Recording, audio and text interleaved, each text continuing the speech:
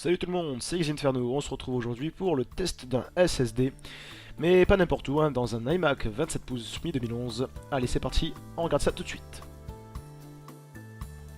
Alors dans cette boîte fort sympathique, on y retrouve bien entendu notre SSD emballé dans une pochette anti-statique, voilà. On a ensuite, puisque le SSD fait 7 mm d'épaisseur, un petit kit pour le rehausser à 9 mm 5, pour les ordi moins récents que les actuels. Et bien sûr, il n'y a pas de notice, c'est un SSD, il n'y a pas besoin d'avoir grand chose d'autre. Donc c'est à peu près tout pour la boîte. Actuellement en promotion sur plusieurs plateformes de vente, j'ai donc opté pour le modèle 480 Go. Crucial la notion des performances pour celui-ci allant de 500 Mb en lecture, 400 Mb en écriture. Le SSD étant bien sûr compatible 7 à 6 Go et rétrocompatible avec le 3 et le précédent. Pour ce qui est de l'installation, je l'ai fait faire à la boutique iConcept à Toulouse. Ça a été fait en 24 heures chrono, donc on voit bien que les services Apple, franchement, c'est toujours aussi agréable et aussi rapide. Alors passons maintenant à la pratique. Pour ce qui est de l'écriture, on voit que le SSD tient largement ses promesses. On nous avait dit 400 mégas secondes, on est à 418 sur un fichier de 4 Go, donc c'est déjà un gros fichier. Et en lecture, on est pratiquement à 500, on est entre 478 et 485. Donc c'est vraiment très rapide.